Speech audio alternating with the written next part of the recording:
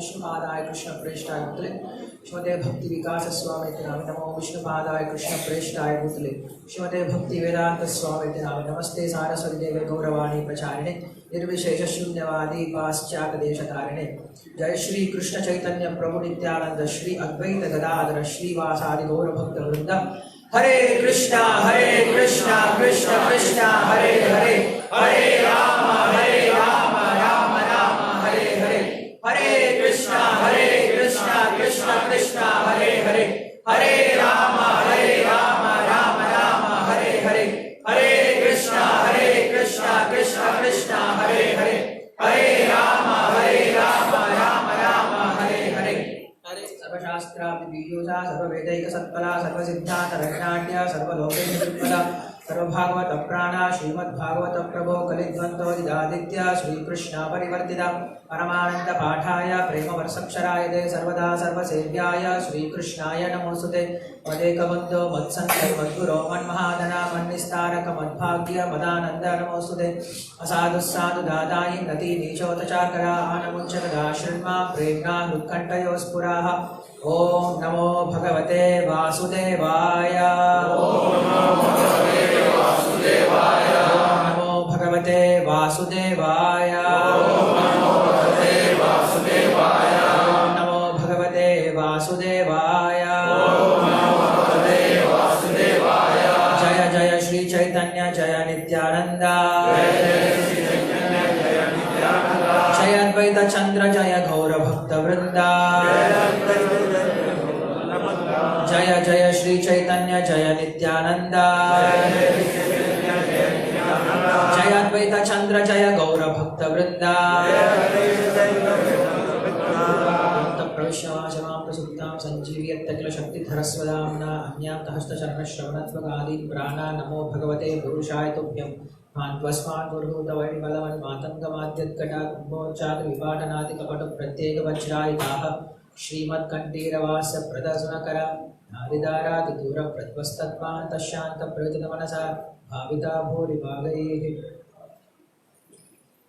हरे कृष्णा हरे कृष्णा ரொம்ப நன்றி.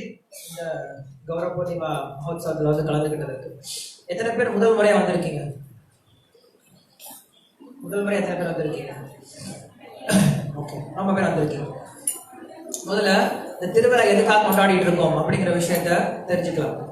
இந்த திருவிழாவுக்கு பேரு கௌர பூர்ணிமா அப்படின்னு சொல்லி சொல்றோம். இன்னைக்கு பௌர்ணமி இல்லையா? கௌரா அப்படின்னா தங்க நிறம் அப்படின்னு அர்த்தம். சோ இந்த திருவிழாவுடைய அர்த்தம் என்ன அப்படின்னா, தங்க நிறத்தை உடைய கிருஷ்ணர் இன்னைக்கு தோன்றினதுனால இன்னைக்கு கௌர பூர்ணிமா அப்படின்ற விழாவை கொண்டாடுறோம். கிருஷ்ணர் தோன்றுகிறார். அஜாயமானஹா பகுதா விஜாயதே, புருஷ சுத்தம் சொல்லுது. பிறப்பற்றவன் மீண்டும் மீண்டும் பிறக்கிறான் அப்படின்னு சொல்லி சொல்லுது. அஜாயமானஹா, பிறப்பே இல்லாதவர். அஜா அப்படின்னா பிறப்பற்றவர். தயவு செஞ்சு யாரும் பேசாம இருங்க. பேசுறதா இருந்தா நீங்க வெளில போய் பேசலாம். இங்க வந்து பேசுறதுக்கான இடம் கிடையாது. ஒரு அரை மணி நேரம் தயவு செஞ்சு கொஞ்ச நேரம் கேளுங்க. ஏன்னா இங்க வந்ததோடைய முக்கியமான நோக்கமே நான் பக்தி சேவை செய்யலாம் அப்படின்ற. வரதே ரொம்ப கம்மியான சொல்ப நேரம் தான் வரும் இல்லையா? வாழ்க்கையில வர்றது ரொம்ப ரொம்ப அபூர்வம் நமக்கு பக்தி சேவை அப்படிங்கிறது. அப்படி வந்த நேரத்தை நம்ம தேவையில்லாம பேசி நேரத்தை வீணடிக்க வேண்டாம். தயவு செஞ்சு கேளுங்க. அதுக்கப்புறம் நம்ம பிரசாதம் வாங்குறது, பிரசாதம் டிஸ்ட்ரிபியூட் பண்றது, மற்ற விஷயம் எல்லாமே அப்புறம் பார்க்கலாம். சோ அப்படி புருஷோத்தமானது என்ன சொல்லுது அப்படின்னா, அஜாயமானஹா பூதா விஜாயதே அப்படின்னு சொல்லி சொல்லுது. அப்படின்னா பிறப்பற்றவன் மீண்டும் மீண்டும் பிறக்கிறான் அப்படின்னு சொல்லி சொல்லுது. யாருக்கு பிறப்பில்லாதவர் அப்படின்னா, கிருஷ்ணர் பிறப்பற்றவர். கிருஷ்ணருக்கு வந்து எந்த வித பிறப்பும் கிடையாது. நம்ம மாதிரி கிருஷ்ணன் கிடையாது, ஒரு கர்ம வினையினால பிறக்கிறது கிடையாது. அப்படி இருந்தாலும் கிருஷ்ணன் என்ன பண்றாரா, மறுபடியும் இந்த உலகத்துல பிறக்கிறார். அதுக்கான காரணம் என்ன அப்படின்னா ஒரே ஒரு விஷயம் தான். கிருஷ்ணர் இந்த உலகத்துக்கு வரதுக்கான காரணம் என்ன அப்படின்னா ஒரே ஒரு காரணம் தான் இருக்கு. ஏன்னா இந்த உலகம் அவ்வளவு ஒரு நல்ல இடம் கிடையாது கிருஷ்ணர் வந்து தங்குற அளவுக்கு. கிருஷ்ணர் கீழே இறங்கி வர அளவுக்கு இந்த உலகம் ஒன்றும் அவ்வளவு ஒரு சொர்க்க பூமி மாதிரி ஒரு ரசிக்கத்தக்க இடமும் கிடையாது. பட் இருந்தாலும் என்ன பண்றார், கிருஷ்ணர் கருணையோட கீழே இறங்கி வர்றார். வர்றதுக்கான ஒரே ஒரு காரணம், இந்த கஷ்டப்படக்கூடிய ஆத்மாக்களை மறுபடியும் தன் பால் சேர்த்திக்கிறதுக்காக தான் கிருஷ்ணர் வர்றார். மமைவாம்சோ ஜீவலோகே ஜீவபூத சனாதனஹ மனஷஷ்டானி இந்திரியாணி பிரகிருதிஸ்தானி கரிஷதி. கிருஷ்ணர் பகவத்கீதை சொல்றார், நீங்க எல்லாருமே, நம்ம எல்லாருமே கிருஷ்ணருடைய அம்சங்கள். மமைவாம்சா, நம்ம எல்லாரும் கிருஷ்ணருடைய அம்சங்கள். அப்படி கிருஷ்ணனுடைய அம்சங்களா இருக்கிறோம் அப்படின்னா அதுக்கான அர்த்தம் என்ன அப்படின்னா, நம்மளும் கிருஷ்ணரை போல என்னைக்குமே சச்சிதானந்த ரூபத்தோட என்னைக்குமே நிரந்தரமாகவும் அறிவு நிறைந்தவர்களாகவும் ஆனந்தம் உடையவர்களாகவும் இருக்க வேண்டியது நம்மளுடைய இயற்கை நிலை. ஆனா நம்ம இப்ப இன்னைக்கு ஆனந்தமா இருக்கிறோமா அப்படின்னா யாரும் இருக்கிறது கிடையாது. எவ்வளவு முன்னேற்றம் வந்த பின்னாடியும் கூட இன்னைக்கு நம்மளுக்கு ஆனந்தம் அப்படிங்கிறது எட்டாக்கடியாதான் இருக்கு. நம்ம என்ன பண்ணிட்டு இருக்கோம், ஆனந்தம் வரப்போகுது, ஆனந்தம் வரப்போகுது, இதை பண்ணிட்டு ஆனந்தம் வந்துடும், இந்த எலெக்ஷன் முடிஞ்சா ஆனந்தம் வந்துடும், இந்த விஷயம் முடிஞ்சு அப்படின்னா நம்மளுக்கு ஆனந்தம் வந்துடும் அப்படின்ட்டு நம்ம என்ன பண்றோம், ஆனந்தத்தை நோக்கி போய்கிட்டே இருக்கோம். ஆனா யாருக்கும் ஆனந்தம் வந்த பாடு கிடையாது. சோ அதனால என்ன பண்றாரு கிருஷ்ணர், நமக்கு என்ன சொல்றாரு, நீங்க ஆனந்தமா இருக்க வேண்டியவங்க, உங்களுக்கு ஆனந்தம் தேவை, ஆனந்தமயோ அபியாசாத் அப்படின்னு சொல்றாங்க. நம்ம எல்லாரும் ஆத்மாக்களா இருக்கிறதுனால கிருஷ்ணரை போலவே நம்மளும் இன்னைக்கு ஆனந்தமா இருக்கணும் அப்படின்ற எண்ணம் உடையவர்கள். ஆனா நம்மளால இன்னைக்கு ஆனந்தமா இருக்க முடியறது கிடையாது. காரணம் என்ன அப்படின்னா, கிருஷ்ணர் சொல்றாரு, இந்த உலகத்தில் நம்மளால ஆனந்தமா இருக்க முடியாது. இந்த உலகத்தில் நீங்க எவ்வளவு முயற்சி செஞ்சாலுமே கூட இந்த உலகமானது நம்மளுக்கு ஆனந்தத்துக்கான இருப்பிடம் கிடையாது. தயவு செஞ்சு உபன்யாசம் நடக்கிற வரைக்கும் யாரும் முன்னப்பே நடந்துட்டு இருக்க வேண்டாம். இது ஒரு சின்ன ஒரு எட்டிகேட். உபன்யாசம் நடக்கும்போது மற்றவங்களுக்கு தொந்தரவு கொடுக்காம அது வந்து எனக்கும் நடக்காது. சோ அப்படி இந்த உலகத்துல ஆனந்தம் தேடி அலையக்கூடிய அந்த ஆத்மாக்களுக்கு கிருஷ்ணர் சொல்லக்கூடிய விஷயம் என்னது, மமைவாம்சோ ஜீவலோகே ஜீவபூத சனாதனஹ மனஷஷ்டானி இந்திரியாணி பிரகிருதிஸ்தானி கரிஷதி. நீங்க ஆனந்தத்தை எதிர்பார்த்தாலுமே கூட உங்களுக்கு இங்க ஆனந்தம் கிடைக்கிறது கிடையாது. காரணம் என்ன அப்படின்னா, மனஹ ஷஷ்டானி இந்திரியாணி பிரகிருதிஸ்தானி கரிஷதி. நம்ம கூட என்னென்ன இருக்கு, மனம் இருக்கு, புலன்கள் இருக்கு. இதெல்லாம் நம்மளுக்கு என்ன பண்ணும் அப்படின்னா மறுபடியும் என்ன கொடுக்குது, துன்பத்தை கொடுத்துட்டு இருக்கு. நம்ம சந்தோஷமா இருக்கணும்னு நினைச்சா கூட நம்மளுடைய புலன்கள் துன்பத்தை கொடுக்குது, இல்ல நம்மளுடைய மனது துன்பத்தை கொடுக்குது. சோ அப்படி இந்த உலகத்துல நம்ம சந்தோஷமா இருக்க முடியாது அப்படிங்கிற விஷயத்த கிருஷ்ணர் பகவத்கீதை சொல்றாரு. அதுக்கு என்னதான் பண்ணணும் அப்படின்னா கிருஷ்ணர் சொல்றாரு, நீங்க எப்ப என்னுடைய தொடர்புக்கு வரீங்களோ, எப்ப என்னுடைய தொடர்பு இருக்கீங்களோ, அப்ப என்ன போலவே நீங்க சந்தோஷமா இருப்பீங்க அப்படின்னு சொல்லி சொல்றாரு. ஒவ்வொரு ஜீவாத்மாவுடைய ஸ்வரூபம் என்ன அப்படின்னா தாசன், அவ்வளவுதான், வேற எதுவுமே கிடையாது. ஒவ்வொரு ஆத்மாவுடைய ஒரே நிலை என்ன அப்படின்னா கிருஷ்ணருக்கு சேவை பண்றது மட்டும்தான், வேற எதுவும் கிடையாது. ஆனா நம்ம இந்த உலகத்துல பிறந்துட்டு நமக்கிட்ட நிறைய விதமான தர்மங்களை கடைபிடிச்சிட்டு இருக்கோம். நம்ம என்ன பண்றோம், நிறைய செயல்களை செஞ்சுட்டு இருக்கோம். எனக்கு இந்த கடமை இருக்கு, நான் இதை செய்யணும் அதை செய்யணும் அப்படின்ட்டு நிறைய செயல்பாடுகள் ஈடுபடும். பட் உண்மையில எதுவுமே நம்ம செய்ய வேண்டிய கடமை கிடையாது. நம்மளுடைய ஒரே ஒரு கடமை என்ன அப்படின்னா ஜீவாத்மாவுடைய ஒரே ஒரு கடமை கிருஷ்ணருடைய. இல்ல எப்படிப்பட்ட நபர்களா இருந்தாலும் எல்லாரும் என்ன பண்ணுவாங்களா, ஹரிநாமத்தை சேர்ந்து சொல்லுவாங்க. அப்ப மட்டும் எல்லாரும் ஒன்று சேர்ந்துருவாங்க. எப்ப சந்திரகிரகணம் நம்பரும்.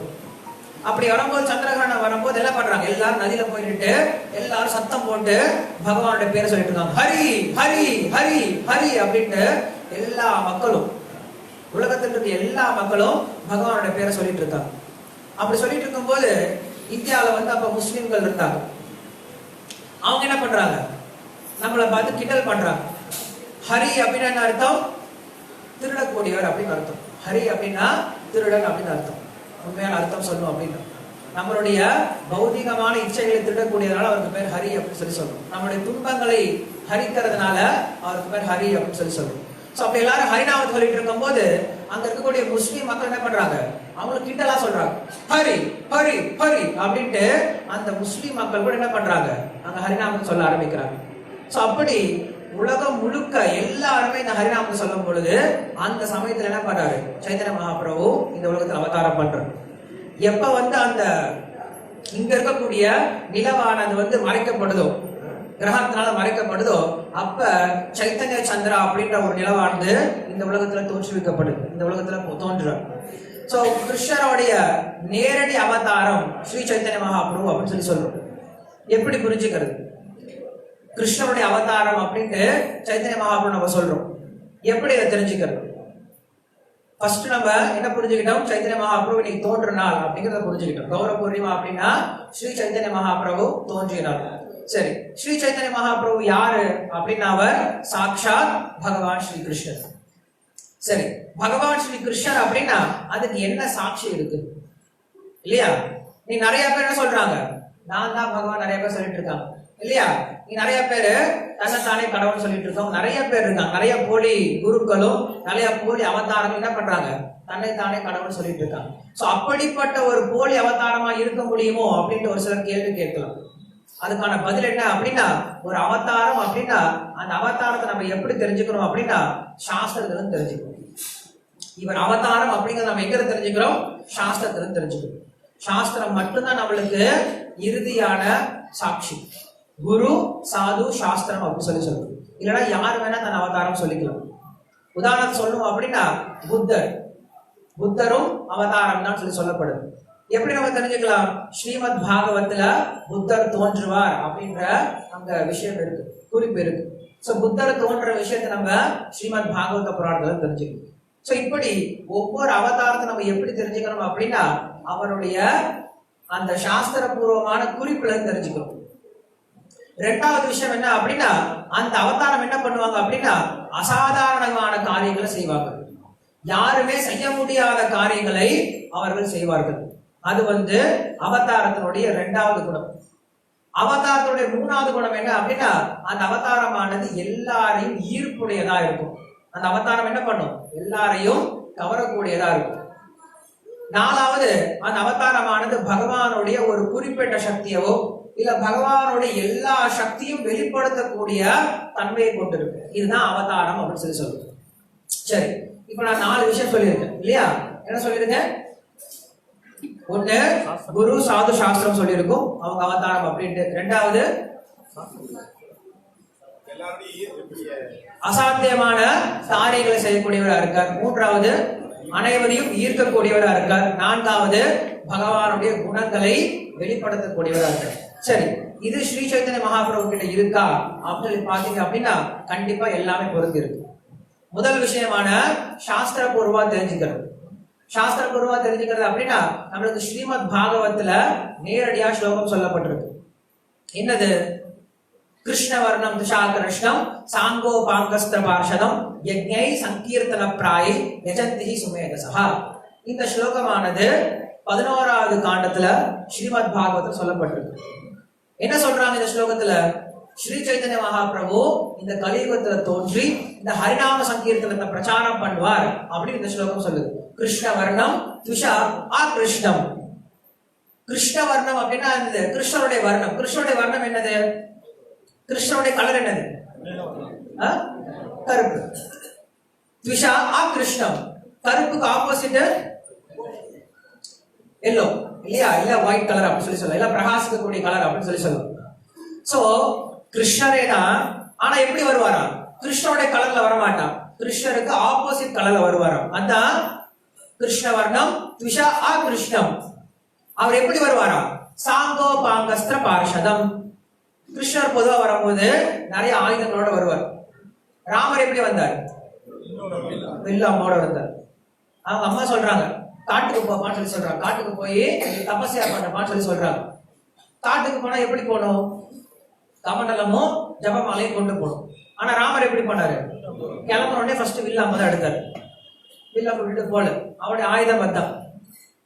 கிருஷ்ணருக்கு நிறைய ஆயுதங்கள் இருக்கு. வராகருக்கு ஒரு ஆயுதம் இருக்கு, நரசிம்மருக்கு ஆயுதம் இருக்கு, விஷ்ணுவுக்கு ஆயுதம் இருக்கு. சோ இப்படி எல்லாருமே என்ன பண்றாங்க? ஒவ்வொரு ஆயுதங்களோட தான் என்ன பண்றாங்க? வெளியில வராங்க. அவதாரத்துல வந்து தன்னை காட்டிக்கிறாங்க. ஆயுதங்கள் எதுக்கு உபயோகப்படுத்துறாங்க? அசுரர்களை அழிக்கிறதுக்காக உபயோகப்படுத்திட்டு இருந்தாங்க.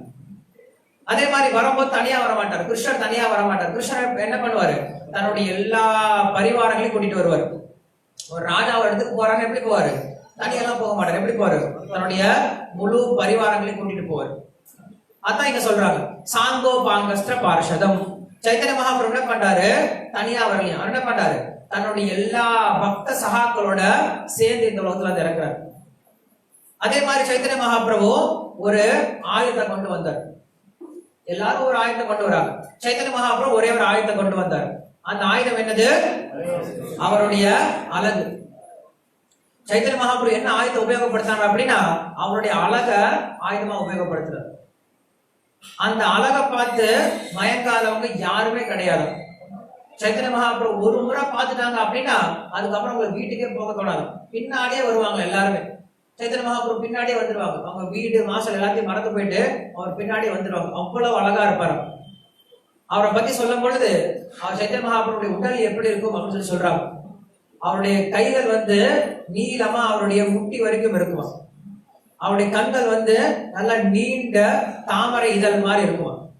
அவருடைய புஜங்கள் எல்லாமே நல்லா உருண்டையா நல்லா போஷாக்கோட இருக்குமா. அவர் கழுத்துல கட்டி மாலை போட்டுக்கிட்டு, துளசி மாலை போட்டுக்கிட்டு, நெத்தில திலகம் விட்டுக்கிட்டு, வாயில எப்பயுமே ஹரே கிருஷ்ணா மந்திரத்தோட இருப்பாரு. சோ இப்படிப்பட்ட சைத்தன்ய மகாபிரபுவை பார்த்துட்டு மயங்காதவங்க யாருமே கிடையாதுன்னு சொல்லி சொல்றாங்க. சோ அப்படி சைத்தன்ய மகாபிரபு என்ன பண்றாரு? இந்த உலகத்துல அழகு அப்படின்ற ஆயுதத்தை கொண்டு வந்தார். சரி, பொதுவா அவதாரம் வந்து என்ன பண்றாங்க? கிருஷ்ணர் சொல்றாரு இல்லையா பகவத்கீதையில, அவதாரத்தோட நோக்கம் என்னது? எல்லாருக்கும் அந்த ஸ்லோகம் தெரியும். மகாபாரதம் ஆரம்பிக்கும் போது அந்த ஸ்லோகம் சொல்லுவாங்க. அவதார நோக்கம் என்னது? பரித்ராணாய சாதுனாம் விநாசாய ச துஷ்கிருதாம் தர்ம சம்ஸ்தாபனார்த்தாய சம்பவாமி யுகே யுகே. இதுதான் வந்து கிருஷ்ணர் சொல்றார் ஒவ்வொரு அவதாரத்தோட நோக்கம் அப்படின்னு சொல்லி சொல்றாரு. என்ன சொல்றாரு? பரித்ராணாய சாதுனாம், சாதுக்களை காப்பதற்காக, விநாசாய ச துஷ்கிருதாம், துஷ்டர்களை அழிப்பதற்காக, தர்ம சம்ஸ்தாபனார்த்தாய, தர்மத்தை நிலைநாட்டுவதற்காகவும், சம்பவாமி யுகே யுகே, நான் என்ன பண்றேன்? பிறவிதோறும் பிறக்கிறேன் அப்படின்னு சொல்லி சொல்றேன். ஒவ்வொரு யுகம் தோறும் நான் பிறக்கிறேன் அப்படின்னு சொல்லி சொல்றேன். மொத்தம் எத்தனை யுகம் இருக்கு? 4 யுகம் இருக்கு. சத்தியயுகம் இருக்கு, திரேதாயுகம் இருக்கு, துவாபர யுகம் இருக்கு, கலியுகம் இருக்கு. சோ பகவான் என்ன பண்றாரு? ஒவ்வொரு யுகத்திலையும் பிறக்கிறார். பிறந்து என்ன பண்றாரு? சாதுக்களை பாதுகாக்கிறார், அசுரர்களை அழிக்கிறார், தர்மத்தை நிலைநாட்டுறார். சோ இதுக்காக பகவான் பிறக்கிறார் அப்படின்னு சொல்லி சொல்றாரு. இதே விஷயத்த சைத்தன்ய மகாபிரபு பண்றார். சாதுக்களை காக்கிறார் அப்படின்னு சொல்லி சொல்றோம். சாதுக்களை ஏன் காக்குறாரு? என்னைக்காவது நம்ம பார்த்தோம் அப்படின்னா சாதுக்கள் என்னைக்காவது பகவானோட உதவி நாடி இருக்காங்களா? சாதுக்கள் என்னைக்காவது, உண்மையான பக்தர்கள் என்னைக்காவது என்ன காப்பாத்து கிருஷ்ணா அப்படின்னு என்னைக்காவது கேட்டிருக்காங்களா, புறம்பு இருக்காங்களா அப்படின்னா கிடையாது. சாதுக்களுக்கு எந்த அந்த ரட்சணையும் தேவை கிடையாது. ஏன்னா எப்பயுமே அவங்க எப்படிதான் இருக்காங்க, பகவானுடைய பாதுகாப்புலயே தான் இருக்காங்க. என்னைக்குமே நம்ம பிரகலாதனை பார்க்கறது கிடையாது. பிரகலாதன் என்னைக்காவது அழுதுட்டு இருக்கானா, ஐயோ என்னை காப்பாத்து நாராயணா, என்னை காப்பாத்து நாராயணா, என்னைக்கு அழுது இருக்காரா? அழுவ போறது கிடையாது. ஏன்னா பிரகலாதன் என்னைக்குமே பகவானுடைய பாதுகாப்புல இருக்கும் அப்படிங்கிறது நல்லாவே தெரியும். அவர் என்னைக்கும் கவலைப்பட போறதே கிடையாது. என்னை காப்பாத்துங்க அப்படின்னு சொல்லிட்டு எந்த ஒரு தூய பக்தரும் அழுவுறது கிடையாது. அதுக்கப்புறம் வருது என்னது, விநாசாயச துஷ்கிருதா. பகவான் என்ன பண்றாரா, அசுரர்களை அழிக்க வர அப்படின்னு சொல்லி சொல்றாரு. சரி, சத்தியுகத்துல அசுரர்களை பகவான் அழிக்கிறதுக்கு வர்றார். சத்தியுகத்துல பார்த்தோம் அப்படின்னா எந்த அசுரர்களை பகவான் அழிச்சாரு? சத்தியுகத்துல எந்த அசுரர்கள் அழிச்சாரு? இரண்யாக்ஷன், இரண்யகசிபு. யார் அழிச்சது? வராக அவதாரத்தை எடுத்தும் நரசிம்ம அவதாரத்திலையும் அழிச்சார்.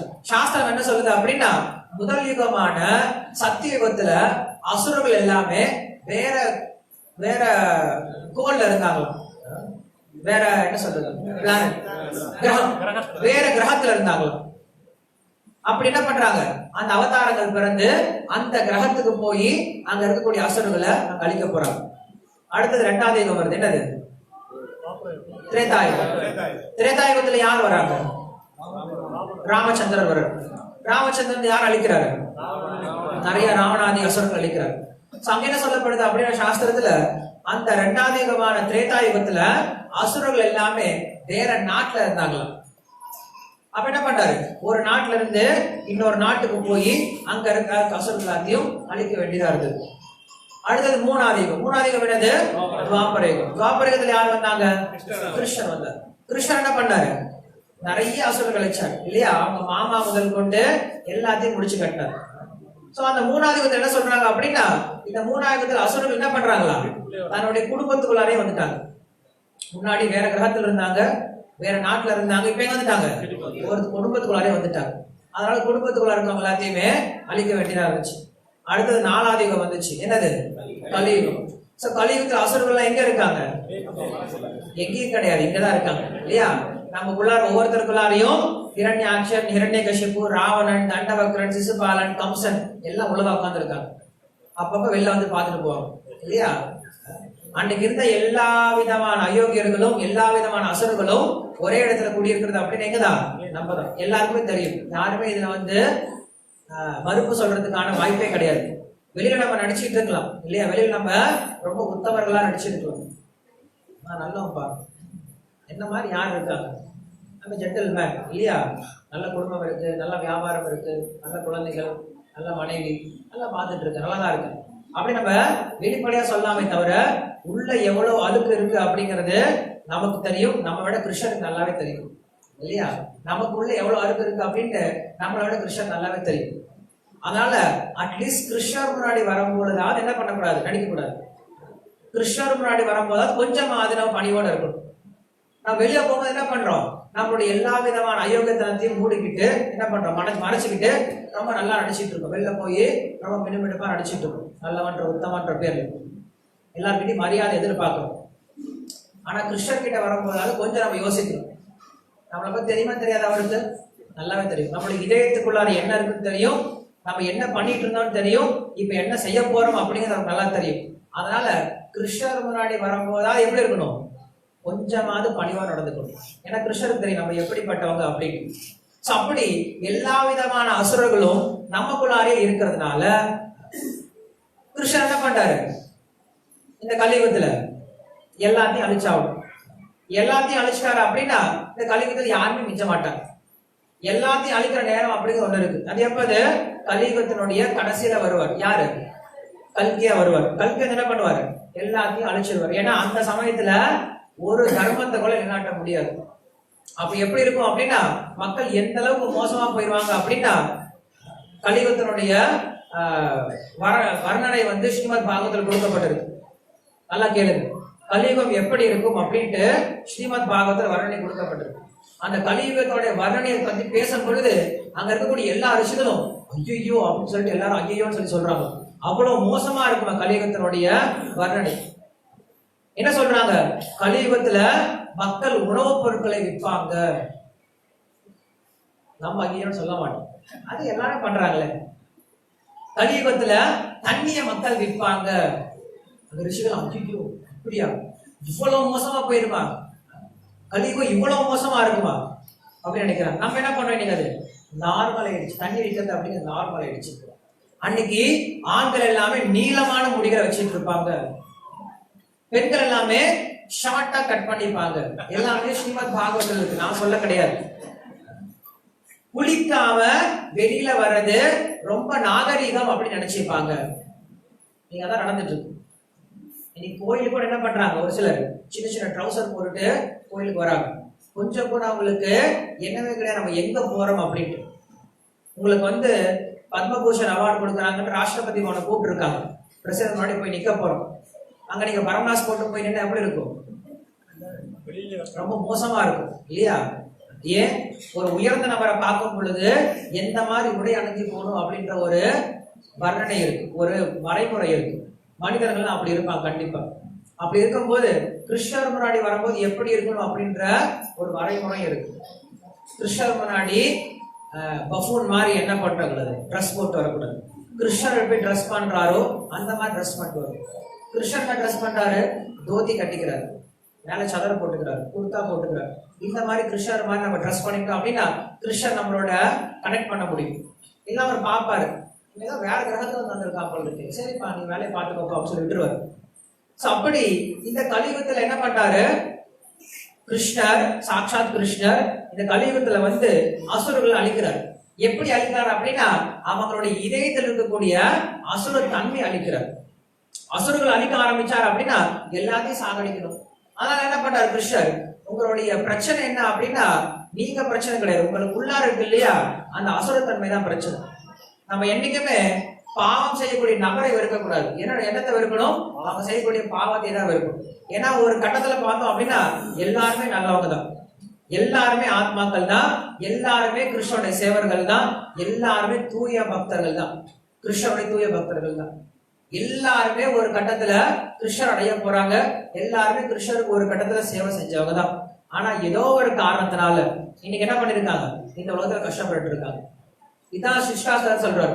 என்ன ஸ்லோகம் சொல்றாரு? ஏதோ ஒரு காரணத்தினால இங்க விழுந்துட்டேன் அப்படின்னு சொல்லி சொல்லுவாங்க. என்ன ஸ்லோகம் அது? ஐநந்த தனுஜா கிங்கரம் பதிதம் விஷமே பவாம் புதோ கிருபயா தவ பாத பங்கஜ ஸ்திததூள் சதுருஷம் விசிந்தயா அப்படின்னு சொல்லி சொல்றாரு. ஏதோ ஒரு வகையில ஏதோ ஒரு துரதிருஷ்டத்தினால நான் இன்னைக்கு இந்த கீழ உலகத்துல விழுந்துட்டேன், இன்னைக்கு கஷ்டப்பட்டு இருக்கும். ஆனா நம்மளுடைய ஒவ்வொருத்தருடைய நிலைமை என்ன அப்படின்னா கிருஷ்ணருக்கு சேவை பண்ணக்கூடியவங்க தான். ஒவ்வொருத்தரும் கிருஷ்ணருடைய தூய பக்தர்கள் தான். கிருஷ்ணருக்கு எல்லாருமே சமமானவர்கள் தான். அதனால எல்லாரையும் என்ன பண்றாரு கிருஷ்ணர் தூய்மைப்படுத்த முயற்சி பண்றாரு. என்ன பண்றாரு, அவங்க இதயத்தில் கூடிய அந்த அசுரத்தன்மை எடுக்கிறார். அசுரத்தன்மை என்ன பண்ணலாம், நம்ம 6ஆ பிரிக்கலாம். அசுரத்தன்மை அப்படிங்கிறது 6 விஷயங்களா இருக்கு. என்னது? காமம், கோபம், பேராசை, பொறாமை, அப்புறம் மயக்கம், அதுக்கப்புறம் காமம், காம குரோத லோப மோக மத மாத்சரியம் அப்படின்னு சொல்லி சொல்றோம். காமம் அப்படின்னா காம இச்சை, எல்லா விதமான ஆசைகள். கோபம் அப்படின்னா குரோதம் அப்படின்னா கோபம். காம குரோத லோப, லோபம் அப்படின்னா பேராசை. மோகம் அப்படின்னா மயக்கத்தன்மை.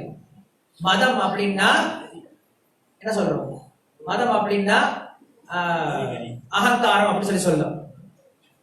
அப்புறம் மாத்சரியம் அப்படின்னா பொறாமை. இந்த 6 குணங்களை தான் அசுரத்தன்மையுடைய குணங்கள் அப்படின்னு சொல்லி சொல்றாங்க. இந்த 6 குணங்களையும் என்ன பண்ணுவா, ஒருத்தர் தன்னுடைய இதயத்திலிருந்து வெளியில் எடுத்தணும் அப்படின்னு சொல்லி சொல்றாரு. கிருஷ்ணரும் பகவத்கீதை சொல்றாரு, யாரு இந்த மாதிரி மக்கள் இருக்காங்க அப்படின்ட்டு. நமாம் துஷ்கிருதினோ மூடா பிரபத்தியந்தே நராதமா மாயா புருதத்யான ஆசுரம் பாவம் ஆசுத்தாக. இந்த 4 விதமான மக்கள் என்னை வழிபட மாட்டாங்க. எப்படிப்பட்டவங்க? இந்த 4 விதமான மக்கள்: முட்டாள்கள், அசுரத்தன்மை உடையவர்கள், மனிதனில் கீழ்நிலைப்பட்டவர்கள், அப்புறம் நல்ல குணம் இல்லாதவர்கள். இந்த 4 விதமான மக்களும் என்னை வழிபட மாட்டாங்க அப்படின்னு சொல்லி சொல்றாங்க. சோ அப்படி நமக்குள்ள இருக்கக்கூடிய அசுரத்தன்மையை அழிச்சிட்டோம் அப்படின்னா நம்ம சரியா போயிடும். அதனால என்ன பண்றாரு சைத்தன்ய மகாபிரபு, நமக்குள்ள இருக்கக்கூடிய அசுரத்தன்மை அழிக்க வர்றாரு. கொஞ்சம் யோசிச்சு பாருங்க, இந்த குணங்கள் இல்லாம இருந்துச்சு அப்படின்னா நம்ம எப்படி இருக்க முடியும்? கண்டிப்பா நம்மளுக்கு வரக்கூடிய பிரச்சனை எல்லாமே காரணம் என்னது? இந்த 6 குணங்கள்ல ஒன்னாதான் இருக்கும். நமக்கு எல்லா பிரச்சனைக்கு காரணம் இந்த கெட்ட குணங்கள் நமக்குள்ள இருக்க வரைக்கும் தான் நமக்கு பிரச்சனை வரும். இந்த குணங்கள் இல்லை அப்படின்னா ரொம்ப சந்தோஷமா இருக்கும், உண்மையில் ரொம்ப சந்தோஷமா இருக்கும். ஒரு குணத்தை எடுத்துக்கலாமே, ஒரே ஒரு குணத்தை எடுத்து பாருங்க. என்னது? பேராசை. பேராசைன்னு ஒரு குணத்தை எடுத்துக்கோ. அந்த பேராசைன்ற குணம் இருக்கிற வரைக்கும் அவன்கிட்ட எவ்வளவு இருந்தா என்ன பண்ணாது, அவனுக்கு போதாது. கண்ணு நிறைஞ்சா வயிறு நிறைஞ்சாலும் கண்ணு நிறையான்னு சொல்லுவாங்க இல்லையா? வயிறு நிறைய போச்சு, ஆனா இது நிறைய இருக்கு, என்ன பண்றோம்? இன்னும் சாப்பிட்டு சாப்பிட்டு வாந்தி எடுத்து பிரச்சனை நிறைய முடியறோம். அந்த மாதிரி சாஸ்திரம் உபநிஷத்து என்ன சொல்லுது அப்படின்னா, இந்த உலகத்துல ஒரு மனுஷனுடைய பேராசை எந்த அளவுக்கு இருக்கு அப்படின்னு சொல்லிட்டு உங்களுக்கு அளவுகோல் கொடுக்குது. என்ன அளவுகோல்? மொத்த பிரபஞ்சத்துல, இந்த உலகம் மொத்தத்திலயுமே யாருமே கிடையாது, நம்ம ஒருத்தர் தான் இருக்கும். நல்லா இமேஜின் பண்ணி பாருங்க, மொத்த பிரபஞ்சத்திலையும் யாருமே கிடையாது, நம்ம ஒருத்தர் தான் இருக்கும். அந்த ஒருத்தருக்கு என்ன பண்றாங்க, இந்த உலகம் முழுக்க எங்கெல்லாம் நிலப்பரப்பு இருக்கோ அந்த நிலப்பரப்பு எல்லா இடத்துலயுமே தங்கத்தினால் நிரப்பி இருக்காங்க. எந்த அளவுக்கு நிரப்பி இருப்பாங்க அப்படின்னா, இந்த முட்டி அளவுக்கு நிரப்பி தங்கத்தை கொடுத்துருக்காங்க. நீங்க ஒருத்தனே இதெல்லாத்தையும் அனுபவிச்சுக்கோ அப்படின்னு சொல்லி கொடுத்துருக்காங்க. அந்த ஆள் என்ன நினைப்பான் அப்படின்னா, ஏன் முட்டி வரைக்கும் இருக்கு, ஏன் தொட வரைக்கும் இருக்கக்கூடாது அப்படின்னு நினைப்பான். அதே அவனுக்கு பத்தாது. சோ அப்படி நமக்கு இருக்கக்கூடிய பேராசை அப்படிங்கிறதுக்கான அளவே இல்லாம போயிட்டு இருக்கு. இந்த பேராசை அப்படின்ற ஒரு பிரச்சனையாலதான் என்ன பண்றோம், நமக்கு இருக்கிறதையும் என்ன பண்றோம், மறந்து போயிடுறோம். இன்னும் வேணும், இன்னும் வேணும், இன்னும் வேணும். கண்டிப்பா என்ன வேணும் நம்மளுக்கு வாழ்க்கையில வாழ்றதுக்கு? கொஞ்சம் உணவு வேணும், சாப்பிடறதுக்கு, படுக்கிறதுக்கு ஒரு நல்ல இடம் வேணும், உடுத்துறதுக்கு நல்ல உடை வேணும், செய்யறதுக்கு ஒரு நல்ல தொழில் வேணும். போதும், இது இருந்தா போதும். ஆனா மக்கள் என்ன பண்றோம், இதை விட்டுட்டு இன்னும் வேணும், இன்னும் வேணும், இன்னும் வேணும்னு சொல்லி இயந்திரத்தனமா ஓடுறதுனாலதான் யாருமே உட்கார்ந்து ஒரு இடத்துல சந்தோஷமா அனுபவிக்க முடியறது கிடையாது. ஓடி ஓடி அவன் வாழ்க்கைய சீக்கிரமா முடிச்சுக்கிறோம், எதையும் அனுபவிக்காமையே அவன் முடிச்சிடணும். சோ இந்த பேராசையானது இருக்கிறதுலே மிக ஒரு பெரிய பிரச்சனை. இந்த மாதிரி எல்லா பிரச்சனையும் சொல்லும். காமம் அப்படிங்கிறதும் மிகப்பெரிய பிரச்சனை, கோபம் அப்படிங்கிறதும் மிகப்பெரிய பிரச்சனை, பொறாமை அப்படிங்கிறதும் நமக்கு இருக்கக்கூடிய மிகப்பெரிய பிரச்சனை.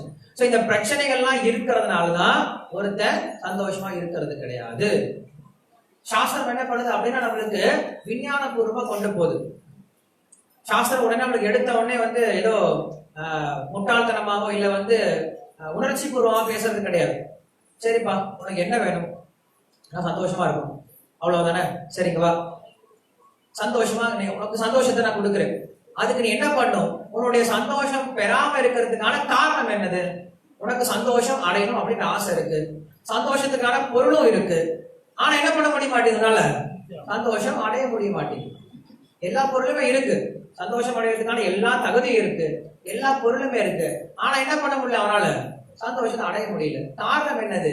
இந்த 6 குணங்கள் தான் உனக்கு நடுவுல தடங்களா இருக்கு. எப்ப இந்த 6 குணங்கள்ல விளக்கிட்டியோ அப்ப நீ எப்படி இருக்கலாம், சந்தோஷமா இருக்கலாம் அப்படின்னு சொல்லு. இந்த 6 குணங்களை விளக்கிறது எப்படி பண்றது, இந்த 6 குணங்களை எப்படி எடுக்கிறது, இதுதான் சைத்தன்ய மகாபிரபு சொல்லி கொடுத்தார். என்ன சொன்னாரு? சேதோ தர்ப்பண மார்ஜனம். அவர் சொல்லக்கூடிய முதல் விஷயம், அவர் சொல்லிக் கொடுக்கக்கூடிய முதல் அறிவுரை என்னது? உங்களுடைய மனசை முதல் தூயப்படுத்துங்க, உங்களுடைய உணர்வு நிலையை, உங்களுடைய அறிவை முதல் தூயப்படுத்துங்க. சேதோ தர்ப்பண மார்ஜனம். சேதா அப்படின்னா நம்மளுடைய எண்ணங்கள், நம்மளுடைய மனசு. அது எப்படிப்பட்டது அப்படின்னா, ஒரு கண்ணாடி மாதிரி.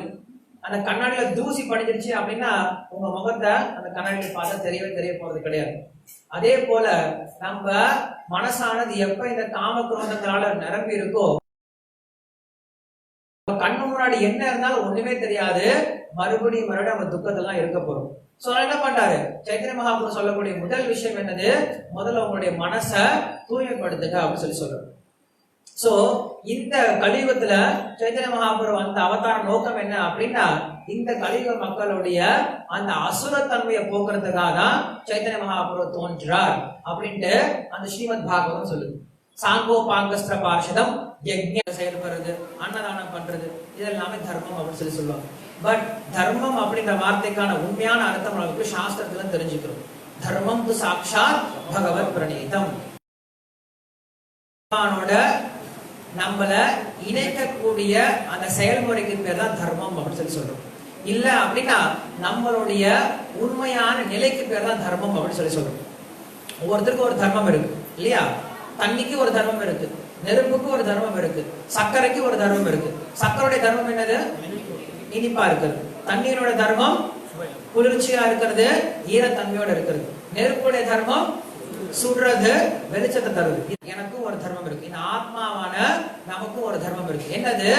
ஜீவேர சொரூபஹோய் கிருஷ்ணர நித்தியதா. கிருஷ்ணனுடைய தொடர்பிலே இருக்கிறதா இந்த ஆத்மாவுடைய தர்மம். மீனானது என்ன பண்ணும்? மீன் என்னைக்குமே தண்ணீருடைய தொடர்பிலே இருக்கணும். அதான் மீனுடைய தர்மம்.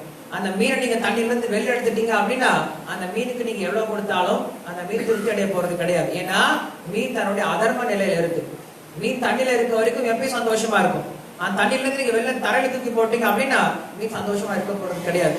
ஏன்னா தன்னுடைய அதர்மத்தில் இருக்கு. அதே போல இந்த ஆத்மாவானது எப்ப பரமாத்மாவான கிருஷ்ணருடைய தொடர்புலயே இருக்கோ அது வரைக்கும் இந்த ஆத்மா என்னைக்குமே ஆனந்தமா இருக்கும்.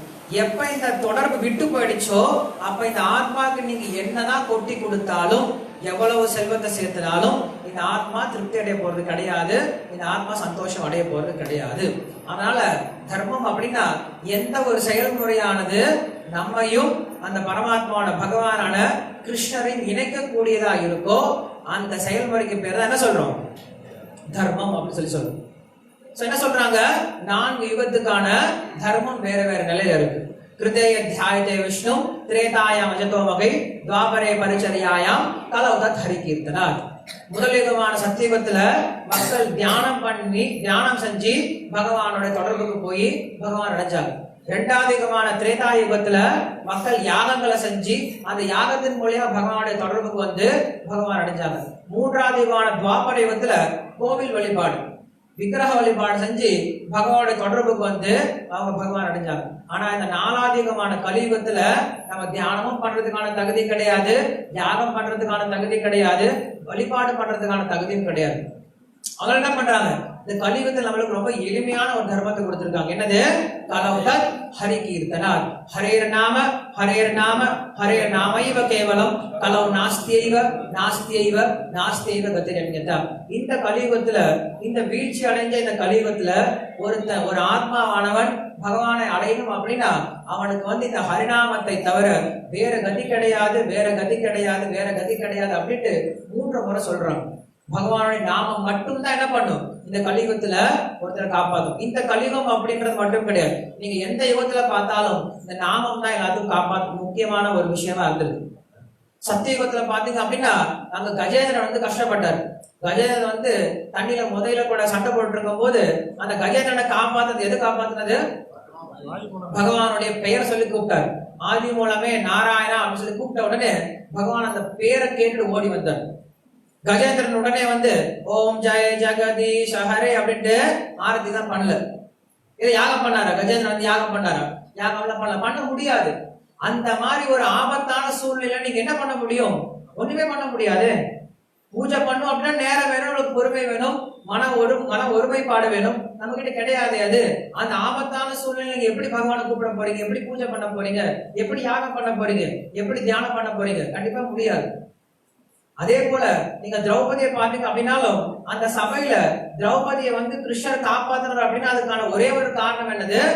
ஏ துவாரகரே அச்சுத கோவிந்த ரக்ஷமாம் சரணாகதாம் அப்படின்ட்டு அவங்க எப்ப கிருஷ்ணோட பேர் சத்தமா சொல்லி கூப்பிட்டாங்களோ கிருஷ்ணர் உடனே வந்தார். அங்க வந்து திரௌபதி வந்து எங்க ஒரு கற்பூரம் கொண்டு வாங்க, அகரபத்தி கொண்டு வாங்க, கொஞ்சம் பூ கொண்டு வாங்க, தேங்காய் பழம் உடைச்சி ஒரு பூஜை பண்ணலாம், கிருஷ்ணர் வருவார் அப்படின்னு நினைச்சாரு. நினைக்கல. அப்ப முடியவும் முடியாது, அப்படி செய்யவும் முடியாது. திரௌபதினால இல்ல உட்காந்து தியானம் பண்ணிட்டு இருந்தாங்களா? ஓ கிருஷ்ணாய நமஹ அப்படி தியானம் பண்ண முடியாது. தியானம் பண்ண முடியாது இல்லையா? இல்ல யாகம் பண்ண முடிஞ்சதா? யாகம் பண்ண முடியாது. என்ன பண்ணாங்க? அவங்க கிட்ட இருந்த ஒரே ஒரு விஷயம், அன்னைக்கு கிருஷ்ணருடைய பெயரை சத்தமா சொல்லாங்க. கிருஷ்ணர் உடனே வந்தார். சோ இந்த விஷயத்த நம்ம எந்த இடத்துல பார்த்தாலும் பிரகலாதன் என்ன பண்ணாரு? பகவானுடைய நாமத்தை தான் சொல்லிட்டு இருந்தார். எப்பயுமே என்ன சொல்லிட்டே இருப்பாரு? ஓம் நமோ பகவதே வாசுதேவாய, ஓம் நமோ நாராயண, ஹரே கிருஷ்ணா அப்படின்ட்டு எப்பயுமே நாமத்தை சொல்லிட்டே தான் இருப்பாரு.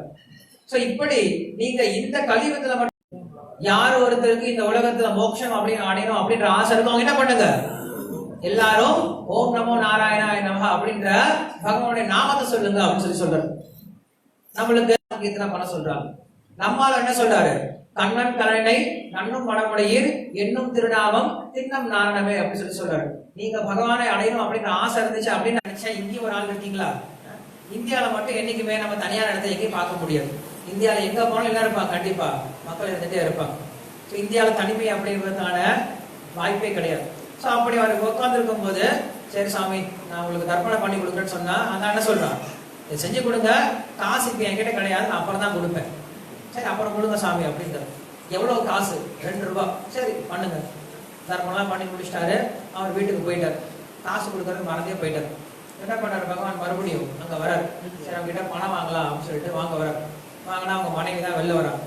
இப்போ அவங்க கணவனை பார்க்க வந்திருக்கேன், கூப்பிடுங்க. வீட்டில் போய் சொல்றாங்க, உங்களை பார்க்க அந்த சாமி வந்திருக்காரு, 2 ரூபா கொடுக்கணும்ல, கொடுத்துருங்க. ஐயோ 2 ரூபா வாங்க வந்துட்டாரா கரெக்டா? சரி நான் வீட்டுல இல்ல வெளில போயிட்டோன்னு சொல்லி அப்படின்னு சொல்றாங்க. உள்ள வந்து சொல்றாங்க வெளில போயிட்டாங்க அப்படின்னு. சரி பரவாயில்ல, எனக்கு வெளில ஒன்றும் வேலை கிடையாது, நான் கொஞ்ச நேரம் இங்க வெயிட் பண்ணி பார்த்துட்டு போறேன் அப்படின்னு சொல்லி உட்காந்துட்டேன். வந்து உள்ள சொல்றாங்க. சொன்ன உடனே அவர் நினைக்கிறேன், என்னடா போக மாட்டேங்கிறாரு, அவர் வந்து ரொம்ப உடம்பு முடியாம படுத்துட்டு இருக்காரு, 3 நாளா உடம்பு சரியில்லை, எந்திரிக்கவே முடியல, போய் சொல்லுங்க அப்படின்றாரு. அந்த மாதிரி சொல்றாங்க, உடம்பே முடியல, 3 நாள் எந்திரிக்கல. 3 நாள் எந்திரிக்கலையா, அப்ப எனக்கு மருந்து தெரியும், நான் உள்ள வந்து மருந்து கொடுக்குறேன் அப்படின்றாங்க. அவர் உள்ள போனோடனே என்னடா மருந்து கொடுக்க வராரா, இது வேலைக்கு ஆகாத சொல்லிட்டு என்ன பண்றாரு, அந்த ஜுரத்தினால உள்ள இறந்தே போயிட்டான்னு போய் சொல்லு அப்படின்றாரு. வெளில வந்தா அந்த ஆள் சொல்றாரு, அந்த அம்மா சொல்றாங்க, என் புருஷன் உடம்பு சரியில்லாம செத்தே போயிட்டாரு அப்படின்னு. செத்து போயிட்டாரா, சரி சார் ஈம சனக்காரன் செஞ்சுட்டு போறேன் அப்படின்னு சொல்லிட்டு அதுக்கு நான் உள்ள வரேன்னு சொல்லி சொல்றாரு. அப்ப சொல்றாரு, அந்த அவளை உள்ள போய் சொன்ன உடனே ஏன்னா விடமாட்டாரு போறதுன்னு சொல்லிட்டு 4 வேலைக்காரங்களை கூப்பிட்டு தூக்கிட்டு போய் எரிக்க கூப்பிட்டு போயிட்டாரு. எடுத்து தூக்கிட்டு போயிட்டாங்க அப்படின்னு சொல்றாரு. இவர் என்ன பண்றாரு, பின்னாடியே போறாரு. அவனை தூக்கிட்டு போறாங்க. தூக்கிட்டு போனா இவர் பின்னாடியே போறாரு. அங்க நதிக்கரைக்கு போயிட்டு அங்க போய் பகவான் வந்து பிரத்யட்சம் வராரு. நான் தான் வந்தேன் உங்ககிட்ட உன்னை வந்து சோதிக்கிறதுக்காக அப்படின்னு சொல்லி கேட்கும் போது, சரி உனக்கு என்னப்பா வர வேணும் அப்படின்னு சொல்லி கேட்கிறேன். கேட்கும் சொல்றாரு, அந்த 2 ரூபா கடனை மட்டும் தள்ளுபடி பண்ணிருக்கேன். சோ அப்படி பகவானே தோன்றினாலுமே கூட நம்முடைய அற்ப புத்தி எப்படி இருக்கு அப்படின்னா, அவர்கிட்ட இந்த மாதிரி அற்பமான விஷயங்களை கேட்கறதால நம்ம புத்தி போகுது. அது போல கிருஷ்ணரே தோன்றினாலுமே கூட ரொம்ப எளிமையான வழிமுறையான இந்த ஹரே கிருஷ்ண மந்திரத்தை கொடுத்தாலுமே கூட நம்ம என்ன பண்றோம், அதை எடுத்துக்க முடியல. ரொம்ப எளிமையான வழிமுறை தான். சைத்தன்ய மகாபிரபு இந்த உலகத்துக்கு வந்து அவர் 48 வருஷம் இருந்தார். அந்த 48 வருஷத்துல அவர் சொல்லி கொடுத்த விஷயம் என்னது, தயவு செஞ்சு இந்த ஹரிநாமத்தை எடுத்துக்கோங்க, கிருஷ்ணரை வழிபடுங்க, கிருஷ்ணருக்கு பக்தி செய்யுங்க, ரொம்ப சந்தோஷமா இருப்பீங்க. கிருஷ்ண பக்தி பண்றது மட்டும்தான் நம்மளுடைய ஒரே ஒரு கடமை, வேற எந்த கடமையும் கிடையாது. மற்றபடி இங்க இந்த உலகத்தில் இருக்கக்கூடிய குடும்பமோ இந்த சமூகமோ இதுக்கும் நமக்கு எந்த தொடர்பும் கிடையாது. நமக்குன்னு ஒரே ஒரு தொடர்பு இருக்கு அப்படின்னா அது கிருஷ்ணரோட மட்டும்தான். அந்த கிருஷ்ண பக்திக்கு எதெல்லாம் சாதகமா இருக்கோ அதை மட்டும் எடுத்துக்கோங்க. கிருஷ்ண பக்திக்கு எதெல்லாம் வந்து உபயோகம் இல்லாம இருக்கோ அதெல்லாத்தையும் விட்டுடுங்க அப்படின்ற விஷயத்த ரொம்ப ஆணித்தனமா சொல்லி கொடுத்தார். அவர் கடைசி வரைக்கும் செஞ்சது என்னது, ஹரிநாம சங்கீர்த்தனம் தான். முதல் 24 வருஷம் கிரகஸ்த ஆசிரமத்தில் இருந்தார். அவர் பிறக்கும் போது நிமாய் பண்டிதரா பிறந்தாரு. பெரிய சாஸ்திர வித்வானா பிறந்தார். அவருக்கு தெரியாத சாஸ்திரம் கிடையாது. அவ்வளவு பெரிய பண்டிதரா இருந்தார். எப்படிப்பட்ட பண்டிதரா இருந்தார் அப்படின்னா, ஒரு முறை அவர் ஒரு பண்டிதரை சந்திக்கிறார். அந்த பண்டிதருக்கும் நிமாய் பண்டிதருக்கும் ஒரு முறை போட்டி நடக்குது. அந்த போட்டியில அந்த பண்டிதர் வந்து எப்படிப்பட்டவர் அப்படின்னா, தாளமேக புலவர் சொல்லி சொல்லுவோம் தெரியுமா தமிழ்ல. தாளமேக புலவர் எப்படிப்பட்டவர், அவர் சொல்லக்கூடிய அந்த விருத்திகள் வந்து எப்படி இருக்குமா, மேகம் மழை பொழிகிற மாதிரி சட்ட சட்ட சட்ட சட்ட வந்துட்டு இருக்குமா, யாருமே நிறுத்த முடியாது. அந்த மாதிரி அவர் மனசுல ஒரு விஷயத்த நினைச்சிட்டார் அப்படின்னு அவ்வளவு விஷயத்த பேச முடியுமா, காலமேக புலவர் அப்படின்னு. சோ அப்படிப்பட்ட ஒரு பண்டிதர் தான் அவர். என்ன பண்றாரு, சைத்தன்ய மகாபிரபு கிட்ட பேசிட்டு இருக்கும் போது சைத்தன்ய மகாபிரபு சொல்றாரு, அப்ப நிமாய் பண்டிதர் சொல்றாரு, நீங்க வந்து கங்கையை பத்தி புகழ்ந்து பேசுங்க அப்படின்னு சொல்லி சொல்றாரு. உடனே அந்த பண்டிதர் கங்கையை புகழ்ந்து பேச ஆரம்பிக்கிறார். எவ்வளவு ஸ்லோகத்தை பேசுறாரு, ஒரு ஸ்லோகம் கிடையாது, 2 ஸ்லோகம் கிடையாது, 100 ஸ்லோகத்தை பேசுறாரு. கங்கையை புகழ்ந்து 100 ஸ்லோகத்தை அப்பயே கம்போஸ் பண்ணி அப்பயே பேசிட்டாரு.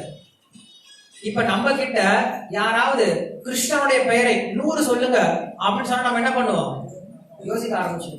100 பேரை தேவை கிடையாது, 10 பேரை தொடர்ந்து சொல்லுங்க, கிருஷ்ணனுடைய 10 பேரை சொல்லுங்க அப்படின்னா நாம போடுற பேரை தவிர மற்ற பேரை அவளுக்கு தெரியாது.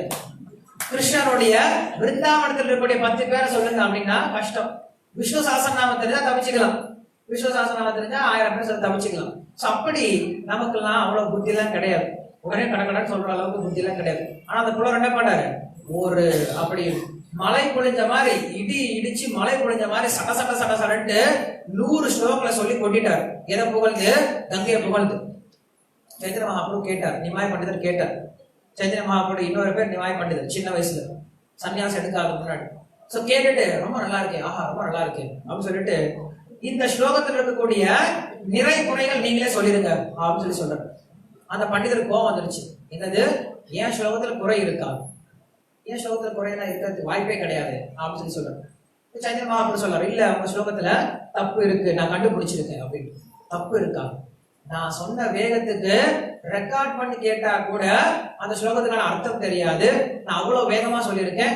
நீ அதை கேட்டுட்டு அதை தப்பு கண்டுபிடிச்சிருக்க அப்படின்னா எனக்கு நம்ப முடியல. நீ சொல்லி பார்க்கலாம் அப்படின்னு சொல்லி சொல்றாரு. அப்ப சைத்தன்ய மகாபிரபு என்ன பண்ணாரு, அதுல 40வது ஸ்லோகத்தை ஒரு ஸ்லோகத்தை எடுக்கிறாரு. 40வது ஸ்லோகத்தை எடுத்துட்டு, நீங்க எனக்கு நேரம் கிடையாது, நேரம் கிடைச்சா உங்களுக்கு அதெல்லாம் காட்டியிருப்பேன். அந்த ஸ்லோகத்தை எடுத்துட்டு அந்த ஸ்லோகத்தில் இருக்கக்கூடிய அலங்காரங்களை எடுத்து சொல்றாரு. அந்த ஸ்லோகமானது முதல் லைன்ல ஒரு எழுத்துல ஆரம்பிச்சிருக்கும், கடைசியில முடியும் போது அதே எழுத்துல முடிச்சிருக்கும். அதே மாதிரி 2வது லைன்லயும் முதல் எழுத்து ஒரே மாதிரி இருக்கும், கடைசி எழுத்து ஒரே மாதிரி இருக்கும். 3வது லைன்லயும் முதல் எழுத்து ஒரே மாதிரி இருக்கும், கடைசி எழுத்து ஒரே மாதிரி இருக்கும். அதே மாதிரி லக்கார டக்காரங்கள், அந்த வார்த்தை பேசும்போது எப்படி இருக்கும், லக்கார டக்காரங்கள் அந்த எதுகை மோனையோட அந்த ஸ்லோகத்தை வடிவமைச்சிருப்பார். அதே மாதிரி நிறைய அலங்காரங்களை கொடுத்திருப்பார், நிறைய உண்மைகளை கொடுத்திருப்பார். சோ இப்படி இவ்வளவு விஷயங்களை பேசும் பொழுது என்ன பண்ணாரு சைத்தன்ய மகாபிரபு, அந்த ஸ்லோகத்தில் இருக்கக்கூடிய அவ்வளவு குணங்களை எடுத்து சொல்றாரு. அந்த பண்டிதர் கேட்டு வாயடைச்சு போயிட்டார். சொன்ன எனக்கே இந்த ஸ்லோகத்துக்கு இவ்வளவு அர்த்தம் இருக்குன்னு தெரியாது. அந்த ஸ்லோகத்தை சொன்னேன், நான் தான் சொன்னேன் அந்த ஸ்லோகத்தை. ஆனா எனக்கே இந்த ஸ்லோகத்துக்கு இவ்வளவு அர்த்தம் இருக்குன்னு தெரியாது. நீங்க எப்படி இவ்வளவு கரெக்டா கண்டுபிடிச்சீங்க? அதுவும் ஒரு முறை தான் கேட்டீங்க. ஒரு முறை கேட்டது மட்டும் கிடையாது, அந்த ஸ்லோகத்தை நீங்க என்ன பண்ணிருக்கீங்க, முழுசா ஆராய்ஞ்சிருக்கீங்க. ஆராய்ந்து அந்த ஸ்லோகத்தில் இருக்கக்கூடிய எல்லா விதமான குணங்களையும் சொல்லிட்டீங்களே, நீங்க சாதாரணமா நபர் கிடையாது அப்படின்னு சொல்லி சொல்றாங்க. அதுக்கப்புறம் அந்த ஸ்லோகத்தில் இருக்கக்கூடிய நிறைய குறைகளையும் சொல்ல ஆரம்பிக்கிறார், தப்பையும் சுட்டி காட்டுறார். பவானி பர்த்துகு அப்படின்ற ஒரு வார்த்தை எடுத்துக்கிட்டு, பவானி பர்த்துகு அப்படின்னா, பவானி அப்படின்னாவே சிவனுடைய கணவன் அப்படின்னு அர்த்தம். சிவனுடைய கணவனுடைய கணவன் அப்படின்னு அந்த வார்த்தை. பவானி பர்த்துகு அப்படின்னா சிவனுடைய கணவனுடைய மனைவி அப்படின்னு அர்த்தம். இந்த வார்த்தைக்கு அர்த்தமே இல்லாம போயிடும். சோ இந்த வார்த்தையை நீங்க உபயோகப்படுத்துறது அர்த்தம் இல்லாம போயிடுச்சு அப்படின்னு அந்த இடத்துல சொல்றாரு. அந்த பண்டிதர் ஒத்துக்கிட்டார். சோ அப்படி நிமாய பண்டிதர் என்ன பண்றாரு, சின்ன வயசுல அவ்வளவு சாஸ்திர பூர்வமா அவ்வளவு விஷயங்கள் தெரிஞ்சவரா இருந்தார். அவர் என்ன பண்றாரு, எவ்வளவு பெரிய பண்டிதரா இருந்தாலும் ஒரு குருவை போய் அணுகிறார். கண்டிப்பா ஆன்மீகத்துல முன்னேறணும் அப்படின்னா நம்ம எவ்வளவு பெரிய பண்டிதரா இருந்தாலும் ஒரு குருவை அணுகணும். அவர் என்ன பண்றாரு, ஈஸ்வரபுரி அப்படின்ற ஒரு குருவை அணுகிறார். அந்த குரு என்ன பண்றாரு, அவருக்கு முதல்ல விஷயங்களை சொல்லி கொடுக்கிறார். கயா கஷேத்திரம் போறார். சைத்தன்ய மகாபிரபு கயாவுக்கு போறார். கயால போய் விஷ்ணு பாதத்தை தரிசனம் பண்ணிட்டு ஈஸ்வரபுரி கிட்ட தீட்சை வாங்கிக்கிறார். சோ தீட்சை வாங்கும் போது என்ன பண்றாரு, அங்க ஈஸ்வரபுரி சைத்தன்ய மகாபிரபு ஒன்னு சொல்றாரு, ஏப்பா நீ பெரிய பண்டிதரா இருக்க, ஆனா உண்மையில உனக்கு எதுவுமே தெரியல, நீ இருக்கிறதே மிகப்பெரிய முட்டாள். நீ பண்ண வேண்டியது என்னது, உன்னுடைய எல்லா பண்டித தன்மையும் தூரம் வச்சுட்டு நீ பண்ண வேண்டியது என்னது, ஹரே கிருஷ்ணா கிருஷ்ணா கிருஷ்ணா ஹரே ஹரே, ஹரே ராம ராம ராம ஹரே ஹரே அப்படின்னு இந்த மகாமந்திரத்தை மட்டும் ஜபம் பண்ணிட்டு போதும் அப்படின்னு சொல்லிட்டு அனுப்பிச்சு விட்டார். சோ எப்ப சைத்தன்ய மகாபிரபு இந்த ஹரே கிருஷ்ணா மந்திரத்தை வாயில எடுத்தாரோ அப்ப அவர் பைத்தியம் ஆயிட்டார். அதுக்கப்புறம் அவரால் எதையுமே பண்ண முடியல. இந்த ஹரே கிருஷ்ணா மந்திரம் சொல்றத தவிர அவரால் எதுவுமே பண்ண முடியலையா. அவருடைய வாய் மூடினாலுமே கூட என்ன பண்ணல, அவருடைய வாய் மூட முடிய மாட்டேங்குது. இந்த ஹரே கிருஷ்ணா மந்திரத்தை அவர் தானாவே சொல்லிட்டு இருக்கார். திடீர்னு மறுபடியும் குரு கிட்ட ஓடி வரார், ஈஸ்வரபுரி கிட்ட வரார். வந்து கேட்கிறார், குரு மகாராஜ் என்ன பண்ணீங்க, என்ன ஏன்பா என்ன ஆச்சு, நீ கொடுத்த மந்திரம் என்ன பைத்தியக்காரனா மாத்திருச்சு, ஏன் என்ன ஆச்சு, நீங்க ஹரே கிருஷ்ணா மந்திரம் சொல்ல சொன்னீங்க, நானும் ஹரே கிருஷ்ணா மந்திரம் சொல்ல ஆரம்பிச்சேன், என்னமோ பண்ணுது எனக்கு, இந்த மந்திரத்தை தவிர என்னால எதுவுமே பேச முடியல. சாப்பிடும் போது, குடிக்கும் போது, ஈவன் மலஜலம் கழிக்கும் போது, எந்த ஒரு சமயத்துல எனக்கு இந்த ஹரே கிருஷ்ணா மந்திரம் ஓடிக்கிட்டே இருக்கு. பசங்களுக்கு நான் தான் சொல்லி கொடுக்கலான்னு போனாலும் என்ன பண்ணுது, இந்த மந்திரம் தான் வாயில வருது. என்னால இந்த மந்திரம் தவிர எதையுமே சொல்ல முடியலையே, ஏன் இப்படி ஆகுது அப்படின்னு சொல்லி கேட்கும் பொழுது ஈஸ்வரபுரி சொல்றார், சரியா செய்யற நீதான். ஏன்னா இந்த மந்திரத்தை சொல்றவனுடைய குணம் இப்படிதான் இருக்கணும். இந்த மந்திரத்தை ஒருத்த சொல்ல ஆரம்பிச்சா, உண்மையாலுமே சொன்னா அப்படின்னா அவனுக்கான பலன் இப்படிதான் இருக்கணும். அதனால நீ தான் இந்த மந்திரத்தை சரியா செய்யற, இந்த மந்திரத்தை தொடர்ந்து செஞ்சுட்டே இரு அப்படின்னு சொல்லிட்டு அனுப்பி விட்டுட்டார். அதுக்கப்புறம் நிறைய வைஷ்ணவ பக்தர்களுடைய சங்கத்தினால சைத்தன்ய மகாபிரபு என்ன பண்றாரு, இந்த ஹரே கிருஷ்ணா மந்திரத்தை முதல்ல அந்த வங்காளத்துல எல்லாருக்கிட்டையும் பரப்ப ஆரம்பிக்கிறார். அதுக்கப்புறம் 24 வயசுல சன்னியாசம் எடுத்துக்கிறார். அவருக்கு அப்புறம் 24 வயசு, புதுசா கல்யாணம் பண்ணார். கல்யாணம் பண்ண புதுசுலயே என்ன பண்ணிட்டாரு, சன்னியாசம் எடுத்துக்கிட்டார். சன்னியாசம் எடுத்துக்கிட்டு அதுக்கப்புறம் பிரச்சாரத்துக்கு போக ஆரம்பிச்சிட்டார். அவர் மொத்தம் இந்த உலகத்துல இருந்தது வருஷம் 48 வருஷம். அந்த 48 வருஷத்துல முதல் 24 வருஷம் பண்டிதரா இருந்து ஹரே கிருஷ்ண மந்திரத்தை பிரச்சாரம் பண்ணிட்டு இருந்தார் உள்ளாரி அவங்களுடைய வங்காளத்திலேயே. அதுக்கப்புறம் சன்னியாசம் எடுத்த பின்னாடி அடுத்த 24 வருஷத்துல சுற்றுப்பயணம் மேற்கொண்டார். இந்தியா முழுக்க சுற்றி போனார். எல்லா கிராமங்கள் நகரங்களுக்கு போய் எல்லா இடத்துலயும் இந்த ஹரே கிருஷ்ண மந்திரத்தை பிரச்சாரம் செய்ய ஆரம்பிச்சார். சோ அவருடைய இந்த ஹரே கிருஷ்ண மகாமந்திரத்துடைய பிரச்சாரம் தான் என்ன இருக்கு, உலகம் முழுக்க பரவி இருக்கு. அவர் இங்கே வந்திருக்கார், மதுரைக்கு வந்திருக்கார், மீனாட்சி கோயில் தரிசனம் பண்ணியிருக்கார், ஸ்ரீரங்கத்துக்கு வந்திருக்கார், திருப்பதிக்கு வந்திருக்கார், ராமேஸ்வரம் போயிருக்கார். இந்த மாதிரி தென்னிந்தியாவில், இந்த சவுத் இந்தியால நிறைய சுத்தி இருக்கார். சுத்தி என்ன பண்ணிருக்காரு, இந்த பகவானுடைய புனித நாமத்தை பிரச்சாரம் பண்ணிருக்காரு. வெறும் மனிதர்களுக்கு மட்டும் கிடையாது, மிருகங்களுக்கு கூட இந்த ஹரே கிருஷ்ண மந்திரத்தினால மோட்சம் கொடுத்திருக்காரு. சோ அவரை பத்தி நிறைய கதைகள் இருக்கு. ஆனா நம்ம தெரிஞ்சுக்க வேண்டியது என்னது, முதல்ல நம்ம தெரிஞ்சுக்க வேண்டியது சைத்தன்ய மகாபிரபு யாரு, சாக்ஷாத் பகவான் ஸ்ரீ கிருஷ்ணர் தான். இது நம்மளுக்கு எல்லா வேத சாஸ்திரங்களும் சொல்லி கொடுக்குது. இது முதல் விஷயம். இரண்டாவது விஷயம் என்ன சொன்ன, என்ன பண்ணும், அசாதாரணமான காரியங்களை செய்யும். அசாதாரணமான காரியங்கள் அப்படின்னா நம்ம மற்ற அவதாரங்களை பாக்குறோம். வராகர் ரொம்ப அசாதாரணமான காரியத்தை பண்றாரு. ஒரு பன்றி ரூபத்துல என்ன பண்றாரு, பூமியை தூக்கிட்டு போறாரு. நம்ம இந்த உலகத்துல எந்த பன்றியும் அப்படி பாக்குறது கிடையாது. நரசிம்மர் வர்றார், பாதி மனுஷனாவும் பாதி சிங்கமா வர்றாரு, நம்ம எங்கேயும் பாக்குறது கிடையாது. ராமர் வந்தார், என்ன பண்றாரு, சமுத்திரத்துல பாலத்தை கட்டினார். இது வரைக்கும் யாரும் சமுத்திரத்துல பாலம் கட்டினது கிடையாது, சமுத்திரத்துல பாலத்தை கட்டினார். கிருஷ்ணர் வந்தார், அவர் கிடையாது. இல்ல இங்க உட்கார்ந்து பகவானுடைய புனித நாமத்தை சொல்றதுக்கான ஒரு தகுதியும் கிடையாது.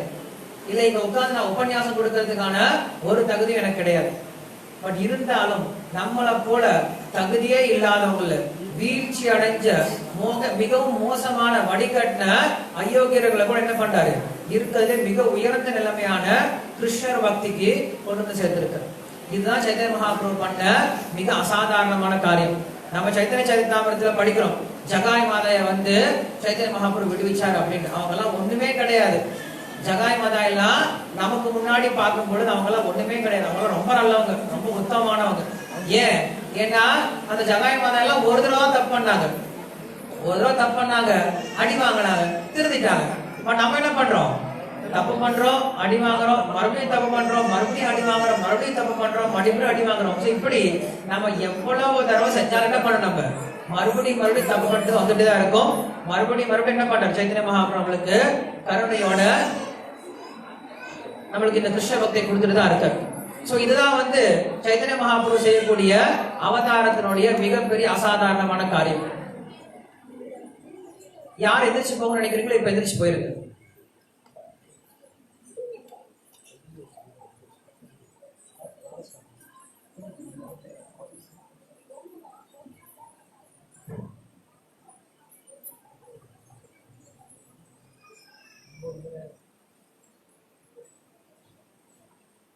இதான் நம்மளோட துரதிருஷ்டமான நிலை. நமக்கு எவ்வளவு வாய்ப்புகள் கொடுத்தாலும் நம்மளால என்ன பண்ண முடியாது, கிருஷ்ண பக்திக்கு நம்மளால வர முடியாது கிடையாது. கிருஷ்ணர் எவ்வளவு கருணையோட நம்மளுக்கு கொடுத்தாலுமே கூட என்ன பண்ணோம், மறுபடியும் அந்த கருணையை நம்ம துஷ்பிரயோகம் தான் பண்ணிட்டு இருக்கோம். சோ இப்படி நம்ம சைத்தன்ய மகாபிரபு செஞ்ச அசாதாரணமான காரியம் என்னது, நம்மள போன்ற ஒரு வீழ்ச்சி அடைஞ்ச ஆத்மாக்களை கூட கிருஷ்ண பக்தி கொண்டு வந்தார். மூன்றாவது விஷயம் என்னது, எல்லாத்தையும் கவரக்கூடியவரா இருக்கான்னு சொல்லி சொல்றோம். அததான் நம்ம இந்த உலகத்துல பாக்குறோம். இன்னைக்கு இந்த ஹரே கிருஷ்ணா ஹரே ராமா அப்படின்ற இயக்கம் இல்லாத நகரம் கிடையாது, கிராமம் கிடையாது. பிருத்திவிதே ஆச்சே ஜாதி நகராதி கிராம் சர்வத்திர பிரச்சார ஹொய்வே மோரோடாம் அப்படின்னு சொல்லி சொல்றாரு. இந்த கலியுகத்துல, இந்த உலகத்துல எந்த ஒரு கிராமமா இருந்தாலும் சரி, நகரமா இருந்தாலும் சரி, கண்டிப்பா ஹரிநாமம் ஒலிக்கும் அப்படின்றத சைத்தன்ய மகாபிரபு 500 வருஷத்துக்கு முன்னாடி சொல்லிட்டு போனார். இன்னைக்கு அது நடைமுறைப்படுத்திட்டு இருக்காங்க இல்லையா? இன்னைக்கு நீங்க உலகத்துல எந்த ஒரு இடத்துக்கு போனாலும் கண்டிப்பா அங்க என்ன இருக்கு, ஹரே கிருஷ்ணா ஹரே ராமா இயக்கம் கண்டிப்பா இருக்கு. அங்க இருக்கக்கூடிய மக்கள் கண்டிப்பா கிருஷ்ணோட பேரை சொல்றாங்க. கண்டிப்பா அவங்களுக்கு சைத்தன்ய மகாபிரபு தெரிஞ்சிருக்கு. இன்னைக்கு இந்த கௌரவ பூர்ணிமா திருவிழாவானது உலகத்துல பல்வேறு நாடுகள்ல கொண்டாடப்படுது. கிருஷ்ணர்னா யாருன்னே தெரியாதவங்க, கலாச்சாரம்னா என்னன்னே தெரியாதவங்க, பகவத்கீதை என்னன்னே தெரியாதவங்க கூட என்ன பண்றாங்க இன்னைக்கு இந்த சைத்தன்ய மகாபுருடைய தோன்றிய தினமான இந்த கௌரவ பூர்ணிமாவை அவ்வளவு சிறப்பா கொண்டாடிட்டு இருக்காங்க. அப்படி இந்த ஹரே கிருஷ்ண மந்திரத்தை கொடுத்த சைத்தன்ய மகாபுரு என்ன பண்றாரு, எல்லா விதமான மக்கள் என்ன பண்றாரு, ஈர்க்கக்கூடியவரா இருக்காரு. நம்மளும் இருக்கிறாரு, ஒண்ணுமே தெரியாத வீழ்ச்சி அடைஞ்ச மக்களும் இருக்கிறாரு. ஆப்பிரிக்கால பாத்தீங்க அப்படின்னா மனிதர்களை கொண்டு சாப்பிடக்கூடிய அளவுக்கு மோசமான மக்களா இருக்காங்க. இன்னைக்கு அந்த இடத்துலயும் இன்னைக்கு ஹரே கிருஷ்ண மந்திரம் வந்துருச்சு. நீங்க அந்த உலகத்திலயும் அந்த இடத்துலயும் மக்கள் வந்து ஹரே கிருஷ்ண மந்திரம் ஜபம் பண்றாங்க. சைனால கடவுள் அப்படின்ற வார்த்தைக்கு சைனீஸ் லாங்குவேஜ்ல வார்த்தையே கிடையாது. கடவுள் அப்படின்ற ஒரு வார்த்தையே கிடையாது சைனா லாங்குவேஜ்ல. அவங்க சாப்பிட்றதுலாம் என்னதான், மாംசம் தான். குடிக்கிறது எல்லாமே போதைப் பொருட்கள் எல்லாம் குடிக்கிறாங்க. ரொம்ப மோசமான ஒரு கழிவு தள்ளக்கூடிய மக்களையும் என்ன பண்றாங்க இன்னைக்கு இந்த ஹரே கிருஷ்ண மந்திரம் மாற்றி. இன்னைக்கு இப்ப இருக்கக்கூடிய நிலைமையில இந்த ஹரே கிருஷ்ண இயக்கமானது சைனா நாட்டுல அதிகம் பிரச்சாரம் ஆயிட்டு இருக்கு. எப்படி பிரச்சாரம் ஆயிட்டு இருக்கு அப்படின்னா, சைனால நீங்க வெளிப்படையா கடவுள் அப்படின்ற வார்த்தை சொன்னீங்க அப்படின்னா உங்களுக்கு ஜெயில போட்டுருவாங்க. வெளிப்படையா நீங்க கடவுள் அப்படின்ற வார்த்தை சொல்ல முடியாது. பகவத்கீதையை வெளிப்படையா நீங்க பேச முடியாது. இந்த மாதிரி உட்காந்து ஹரிநாமமோ இல்ல கோயில் ஓபன் பண்ணி பூஜை எல்லாம் பண்ண முடியாது. செஞ்சா அப்படின்னா தேச துரோகம். ஆனா என்ன பண்றாங்க, அந்த ஊர்ல ஏதோ ஒரு புஸ்தகத்தோட கவரை போட்டு உள்ளார பகவத்கீதை அப்படின்றத வச்சு வெளில பகவத்கீதை விநியோகம் பண்ணிட்டு இருக்காங்க பக்தர்கள். ஒவ்வொரு முறையும் அந்த பக்தர்களை குடிச்சாங்க அப்படின்னா தூக்கிட்டு போய் ஜெயில போட்டாங்க அப்படின்னா வெளில விடுறது ரொம்ப கஷ்டமாயி போயிடும். அப்படிப்பட்ட நிலைமை என்ன பண்றாங்க, அங்க இருக்கக்கூடிய பக்தர்கள் மக்களுக்கு இந்த ஹரிநாமத்தை பத்தி சொல்லிக் கொடுக்கணும், கிருஷ்ணரை பத்தி சொல்லிக் கொடுக்கணும் அப்படின்ட்டு தன்னுடைய வாழ்க்கையவே என்ன பண்றாங்க, பணையம் வச்சு இந்த பக்தி பிரச்சாரத்தை பண்ணிட்டு இருக்காங்க. அப்படிப்பட்ட வாழ்க்கைய பணையம் வச்சு ஒருத்தர் பக்தி பிரச்சாரம் பண்ணும் அப்படின்னா அவ்வளவு ஈர்ப்பு இல்ல அப்படின்னா ஏன் பண்ணுவாங்க? யாரும் பணம் கொடுத்துலாம் பண்ண வைக்கிறது கிடையாது. நீங்க சைனால போய் பிரச்சாரம் பண்ணுங்க, உங்களுக்கு இவ்வளவு மாசம் உங்களுக்கு வந்து இவ்வளவு சேலரி கொடுக்குறோம் யாரும் சொல்றது கிடையாது. என்ன சொல்லுவாங்க, அது பேக்கேஜ் என்ன சொல்லுவாங்க, வருஷத்துக்கு ஐடி கம்பெனி சொல்லுவாங்க, மறந்து போச்சு இல்ல பேக்கேஜ்னு சொல்லுவாங்க, ஒரு வருஷத்துக்கு இவ்வளவு அப்படின்னு சொல்லுவாங்க. எனிவே சோ அந்த மாதிரி யாருமே பேக்கேஜ் எல்லாம் பேசுறது கிடையாது. நீங்க சைனால போய் ஒரு வருஷம் வந்து பகவத்கீதை விநியோகம் பண்ணுங்க, உங்களுக்கு இவ்வளவு பேக்கேஜ் தரும் அப்படின்னு யாரும் சொல்றது கிடையாது. எந்தவித எதிர்பார்ப்புமே கிடையாது இல்லாம, மேலும் எவ்வளவு பெரிய ஆபத்தா இருந்தாலுமே சரி அவங்க என்ன பண்றாங்க, இந்த பக்தி பிரச்சாரத்தை பண்ணிட்டு இருக்காங்க. காரணம் என்னது, அவங்களுக்கு சைத்தன்ய மகாபுரு மேல இருக்கக்கூடிய அவ்வளவு ஒரு ஈர்ப்பு தான்.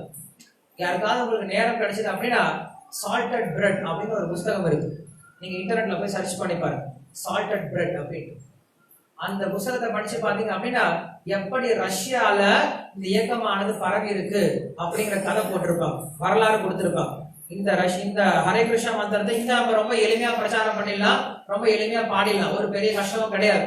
ஆனா ரஷ்யா சைனா போன்ற நாடுகள்ல இந்த பிரச்சாரம் பண்றதுக்கு எவ்வளவு மக்கள் கஷ்டப்பட்டு இருக்காங்க அப்படிங்கறத நீங்க அங்க படிச்சு பாத்தீங்கன்னா தெரியும். அவ்வளவு கஷ்டத்தை ஏன் எடுத்து பண்ணாங்க அப்படின்னா அவங்களுக்கு சைத்தன்ய மகாபுரு இருக்கக்கூடிய அந்த ஒரு பற்றுதல் தான், அந்த பக்தி தான். சோ அதான் சைத்தன்ய மகாபுரு கொடுத்திருக்காரு. ஏன்னா அவங்க அந்த ஆனந்தத்தை உணர்றாங்க. இந்த ஹரே கிருஷ்ண மந்திரத்தை சொல்றதுனால அந்த பக்தர்கள் ஆனந்தத்தை உணர்றதுனால அவங்க என்ன பண்றாங்க, அந்த ஆனந்தத்தை மற்றவங்களுக்கு கொடுக்க முயற்சி பண்றாங்க. சோ இதான் சைத்தன்ய மகாபுரு பண்ணிருக்காரு. சோ இப்படி அனைவரையும் ஈர்க்கக்கூடியவரா சைத்தன்ய மகாபுரு இருக்காரு. நாங்க என்ன சொன்னோம், கிருஷ்ணருடைய குணங்களை வெளிப்படுத்தக்கூடியவரா இருக்கார். சைத்தன்ய மகாபுரு லீலையில பாத்தீங்க அப்படின்னா கிருஷ்ணருடைய குணங்களை நிறைய விஷயங்களை வந்து சைத்தன்ய மகாபுரு வெளிப்படுத்துவார். அது ரொம்ப முக்கியமான குணமானது. கிருஷ்ணருக்கு இருக்கக்கூடிய ரொம்ப முக்கியமான குணம் என்னது, அழகு அப்படின்னு சொல்றோம். கிருஷ்ணருக்கு நிறைய குணங்கள் இருக்கு இல்லையா, அநேக குண சம்பன்னஹா அப்படின்னு சொல்றோம். கிருஷ்ணருக்கு நிறைய குணங்கள் இருக்கு. எல்லா குணங்கள் இருந்தாலும் ஒரே ஒரு குணம் மட்டும்தான் அந்த எல்லா குணத்துக்கும் மேல இருக்கும். என்ன குணமா இருக்கும்? கிருஷ்ணருக்கு எவ்வளவு குணங்கள் இருந்தாலும் ஒரே ஒரு குணம் மட்டும்தான் கிருஷ்ணரை அனைவரும் ஈர்க்கக்கூடிய குணம் இருக்கு. என்னது?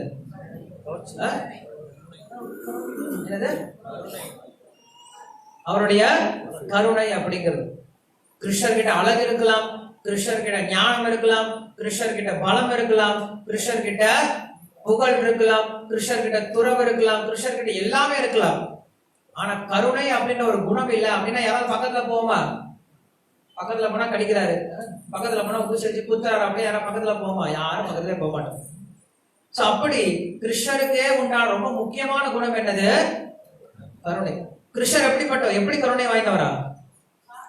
தன்னை வந்து கொல்றதுக்காக வந்து அரக்கி பால் கொடுக்குறாங்க, விஷப்பால் கொடுக்குறாங்க. அப்படி விஷப்பால் கொடுக்கக்கூடிய அந்த ராட்சசி கூட என்ன பண்றாரு கிருஷ்ணர் தன்னுடைய தாய் ஸ்தானத்தை கொடுத்து மோட்சத்துக்கு அனுப்பி வைக்கிறார். அப்படிப்பட்ட கருணை வாய்ந்த கிருஷ்ணர் அந்த கருணை என்ன பண்றார் சைத்தன்ய மகாபிரபு இன்னும் அதிகமா காட்டுறார். கிருஷ்ணர் கொடுத்த இறுதியான ஒரு இன்ஸ்ட்ரக்ஷன் என்னது? சர்வதர்மான் பரித்யஜ்ய மாமேகம் சரணம் பிரஜ அஹம் த்வாம் சர்வ பாபேப்யோ மோக்ஷயிஷ்யாமி மா சுச்சஹ. இறுதி அறிவுரை பகவத்கீதை சொன்ன இறுதி அறிவுரை என்னது? எல்லா விதமான பொய் தர்மங்களையும் விட்டுட்டு, நமக்கு நிறைய பொய் தர்மம் வச்சிருக்கு இல்லையா, நான் இந்த ஊரை சேர்ந்தவன், நான் இந்த ஆளு, இந்த கம்யூனிட்டி சேர்ந்தவன், எனக்கு இந்த பொறுப்பு இருக்கு அந்த பொறுப்பு இருக்கு, நான் இதை பண்ணணும் அதை பண்ணணும் எல்லாம் வந்துடும். பக்தி செய்யணும் அப்படின்னா என்ன வரும்? இத்தனை தடங்கள்லாம் வரும். சாமி கோயிலுக்கு வாங்க, நிறைய வேலை இருக்கு, இந்த வேலை இருக்கு அந்த வேலை இருக்கு, நிறைய உதாரணம் நிறைய கதை சொல்லுவாங்க. கொஞ்ச நேரம் உட்காந்து உபன்யாசம் கேள, எனக்கு இதை பண்ணணும் அதை பண்ணணும் நிறைய சொல்லுவோம். ஏன் பக்தி பண்ணும் போது மட்டும்தான் கொடுக்குறேன். எத்தனை பேர் தயாரா இருக்கீங்க? எல்லாம் தயாரா இருக்கீங்களா? சரி, கதை போட்டிருங்க. யாரும் இன்னைக்கு வீட்டுக்கு போக வேண்டாம். எல்லாரும் கோயில இருந்துக்கலாம், கோயில இருந்து சேவை பண்ணிட்டு இருக்கலாம். யாரும் வீட்டுக்கு போக வேண்டாம். எல்லாரும் உபன்யாசம் கேட்க வரைக்கும் நல்லா இருக்கும். உபன்யாசம் முடிஞ்ச உடனே பிரசாத் சாப்பிட்டு ஃபர்ஸ்ட் வீட்டுக்கு போட தான் பார்ப்போம். ஆல்ரெடி டைம் பார்த்துட்டு இருக்கோம், எப்படா முடியும் அப்படின்னு. இங்கெல்லாம் டைம் பார்த்துட்டு இருப்போம். டிவி பார்க்கும்போது டைம் பார்க்க மாட்டோம். ஐபிஎல் மேட்ச் படம் கொஞ்சம் தொடங்க போகுது, 6 மணி விட்டுருவாரு. இதுதான் சைத்தன்ய மகாபிரபுடைய கருணை. நமோ மகாவதான்யாய அப்படின்னு சொல்றோம். நமக்கு விருப்பமே கிடையாது. யாருக்கு விருப்பம் இருக்கு நீ கிருஷ்ணர் கிட்ட போறது? யாருக்குமே விருப்பம் கிடையாது. நம்ம என்ன கதை சொல்லிட்டு இருக்கலாம், நானும் கிருஷ்ண பக்தன் தான். கிருஷ்ணர் இப்ப தோன்றி வாபா போலாம் அப்படின்னு எத்தனை பேர் போக தயாரா இருப்போம்? யாருமே தயாரா இருக்க மாட்டோம். வாழ்க்கையை வெறுத்து போனதான் போவோம். அந்த மதம் இருக்காங்க, வாழ்க்கையை வெறுத்து போயிடுச்சா ஒண்ணும் பண்ண முடியல, கிருஷ்ணர் கிட்டயாவது போகலாம் அப்படின்னு நினைச்சவங்க தான் நிறைய பேர் இருக்காங்க. அந்த மாதிரி நிறைய பேர் வருவாங்க. போன வாரம் ஒரு பையன், அதே மாதிரி சிவன் தொடங்கின சம்பிரதாயத்துக்கு ருத்ர சம்பிரதாயம் அப்படின்னு சொல்றோம். பிரம்மா தொடங்கின சம்பிரதாயத்துக்கு குமார சம்பிரதாயம் அப்படின்னு சொல்றோம். அதாவது பிரம்மாவுடைய குமாரர்கள் தொடங்குறதுக்கு. சோ அந்த மாதிரி சைத்தன்ய மகாபிரபு இந்த சம்பிரதாயம் தொடங்கினால பிரம்ம மத்வ கௌடிய வைஷ்ணவ சம்பிரதாயம் அப்படின்னு சொல்றோம். இந்த சம்பிரதாயமானது சைத்தன்ய மகாபிரபு கிட்ட இருந்து ஆரம்பிக்குது. சோ இந்த சம்பிரதாயத்தினுடைய மிக முக்கியமான நோக்கமே இந்த ஹரிநாமத்தை எடுத்துக்கிட்டு இந்த உலகத்தில் நம்ம ரொம்ப வேகமா கிருஷ்ணனுடைய தஞ்சத்தை அடையிறது அப்படிங்கிறதுக்கான ஒரே வழி இந்த ஹரிநாமம் அப்படிங்கிற விஷயத்த நம்மளும் செய்யணும், மற்றவங்களுக்கும் பிரச்சாரம் செய்யணும். நம்ம வச்சுக்கிறது மட்டும் கிடையாது.